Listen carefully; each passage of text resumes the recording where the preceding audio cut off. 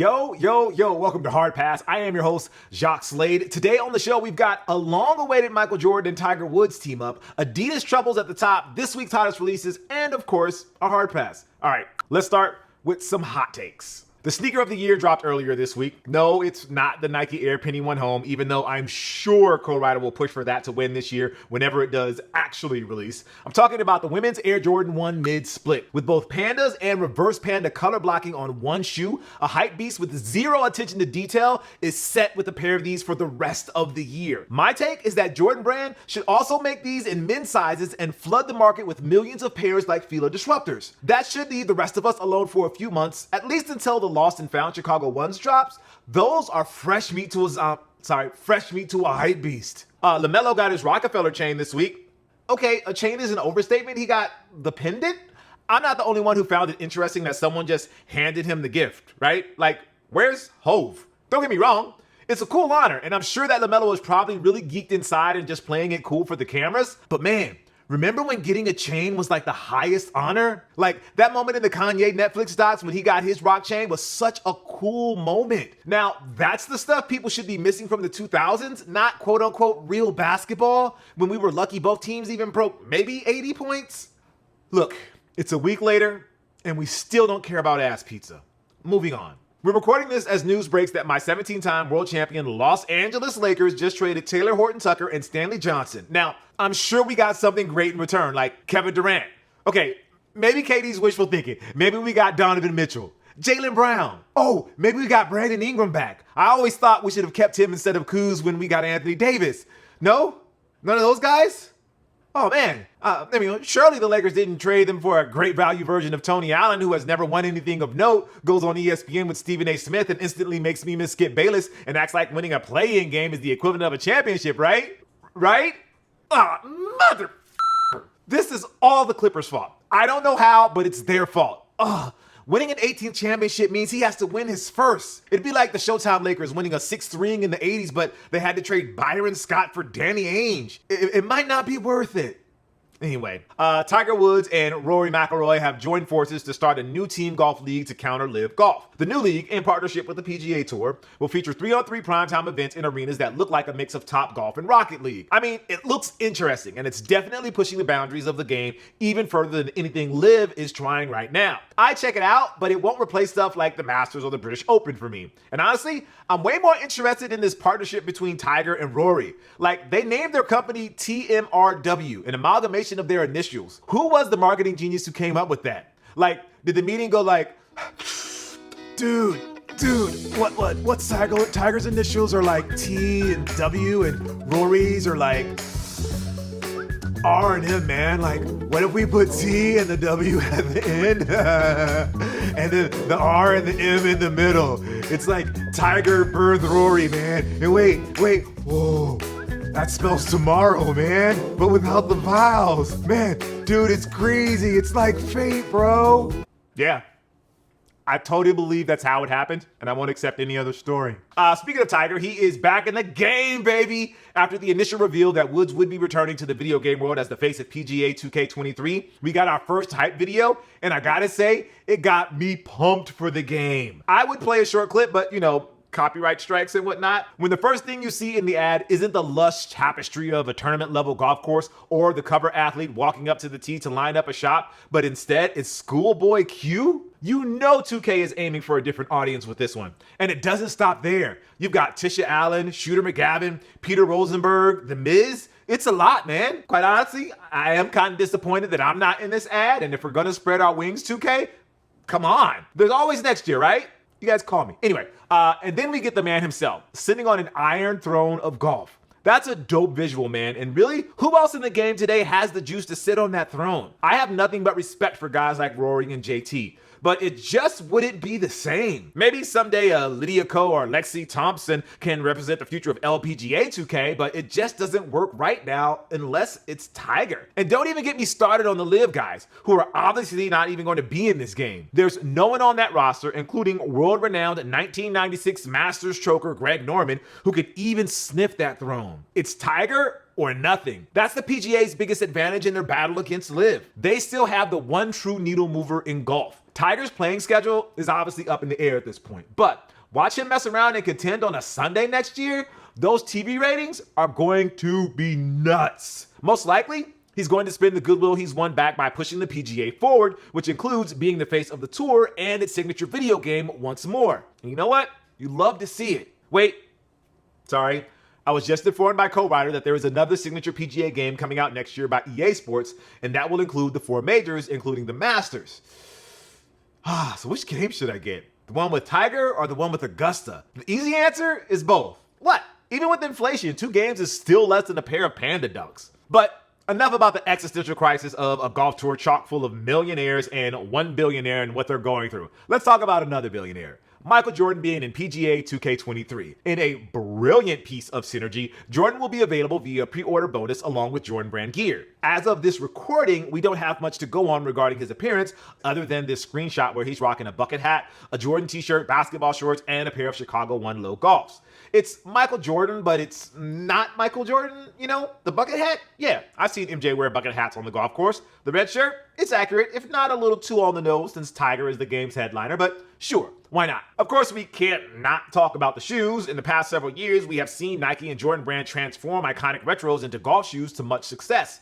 Who could have imagined that Bred 4s or Concord 11s would look just as natural on the greens as they do on the hardwood? I mean, we did. Shout out to old fans of a podcast I did with co-writer and a few friends a few years ago where we predicted the future of golf, but whatever. MJ rocking Chicago 1s makes sense. But you know what doesn't make sense? Those shorts. Obviously, all Nike and Jordan branded gear that appears in 2K23 has to go through various channels of approval. I don't know if the world is ready yet for basketball shorts in golf, but someone who isn't ready for them is the man himself, Michael Jordan. Because MJ doesn't wear basketball shorts on the golf course, and he definitely doesn't wear ones that are that high, above the knees. Are you crazy? Take it from us dorky Jordan fans who may or may not have started Tumblr blogs in the 2000s called What the Hell is Mike Wearing? We know Mike's golf style, and this fit, it ain't it, man. We need plaid shorts, plaid pants, cargo shorts, cargo pants, camo shorts, camo pants, baggy pants, baggy plaid shorts, baggy plaid pants, baggy cargo shorts, baggy cargo pants, baggy camo shorts, baggy camo pants. You get the idea. MJ is a style icon, man. Okay, style icon in the opposite direction. He's style icon adjacent. This is the look of a man you can't tell him shit, and we love it. And we need that in PGA 2K23. By the way, since 2K is all about maximizing their investment with MJ, they should go ahead and put him in WWE 2K23. A lot of wrestlers recently discovered that wearing J's could make them look cool. So maybe there's a chance we can get some authentic Nike-approved retros in the game for your creator wrestler. Jordan doesn't have that much history with wrestling like he does with golf or NASCAR, but we know that he's at least acquaintances with Ric Flair, so the connection wouldn't be completely out of nowhere. Man, now I'm kind of wondering how MJ would have fared as a wrestler. If it was the 80s, no way young MJ becomes the world champion because trash-ass Hulk Hogan would never job to a brother. But I could see him as a great intercontinental champion who has classic matches with Macho Man Randy Savage and Ricky Steamboat. By the time the Attitude Era begins, he's an Undertaker-like pillar of the company, and his Hall of Fame pettiness would be in full force, making him a great backstage politician that would make Triple H blush. When we get to the Ruthless Aggression Era, he's a part-timer wearing Washington Wizards colors and taking up WrestleMania spots meant for young guys like John Cena and Randy Orton. Oh man, CM Punk would have hated wrestler MJ. He would have cut the most scathing pipe bomb promos on Mike, which is ironic when you consider, right, you know what, we won't go there yet. Let the all-out pay-per-view play out first. Man, wasn't AEW supposed to be the normal one? Yeah.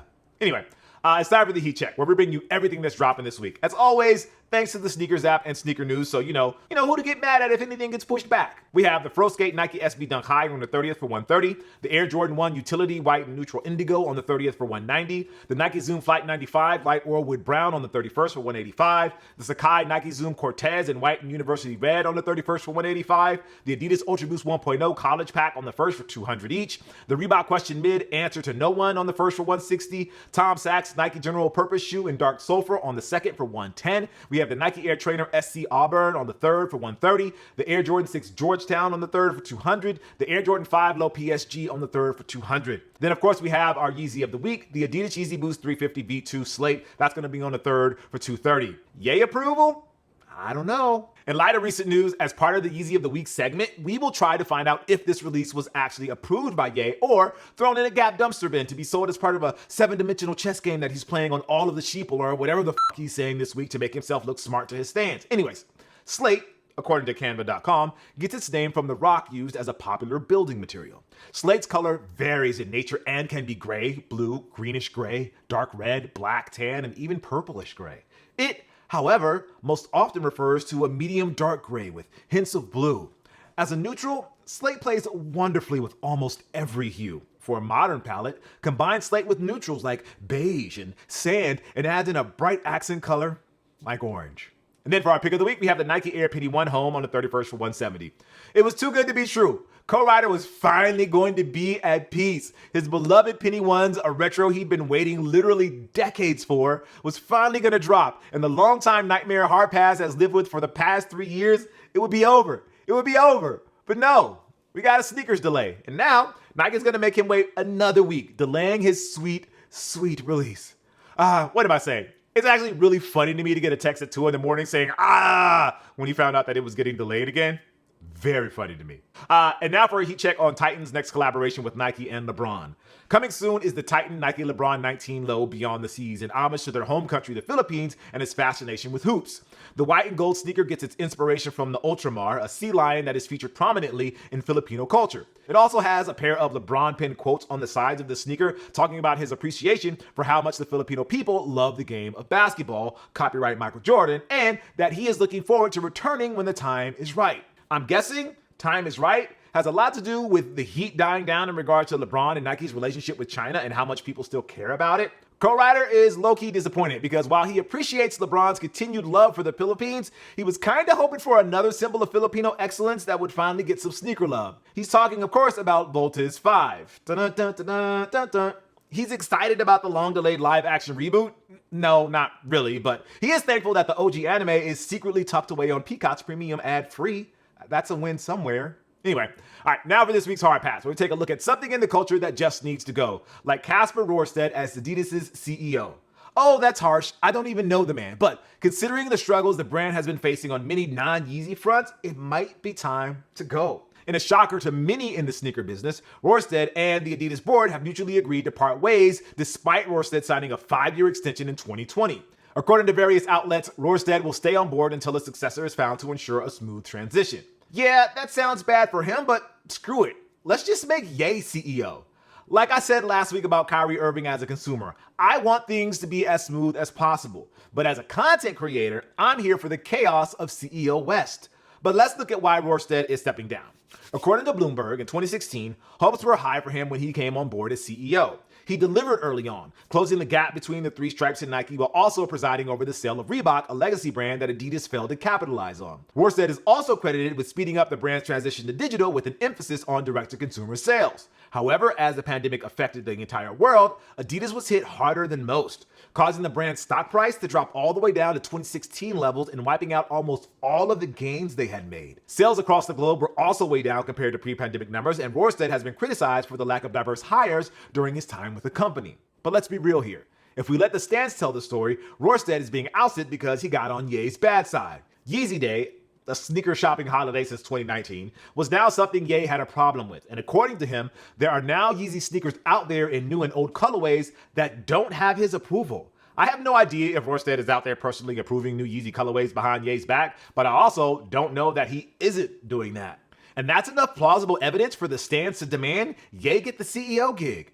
Now, those of us who live in the real world understand that there is a lot more to Adidas than the Yeezy brand, but we also can't sit here and act like the Yeezy brand isn't critical to Adidas moving forward. At this point, in the year 2022, Adidas needs Yeezy more than Nike needs Jordan. So what better way to ensure that Ye won't leave than by giving him the title of CEO? I honestly have zero clue how Ye would handle Adidas struggles in China, but I would love for him to try and fix that. I don't know what CEO Ye's strategy would be in putting shoes on store shelves that aren't named Foot Locker or Finish Line, but I can't wait to hear what he has planned. 2 words, tornado machine. I would totally get inside a machine full of Yeezy Season 2 sweaters where I had 30 seconds to grab as many as I can. So what if none of them can fit me and they're mostly in sizes 5XL or baby? And finally, if we get CEO Ye, that means he's the boss of Pharrell's Human brand, Dame Lillard's signature shoe line, and the multi-million-dollar deals the Three Stripes still has with prominent soccer clubs around the world. Yeah, man, please let this happen, sneaker gods. Please. All right.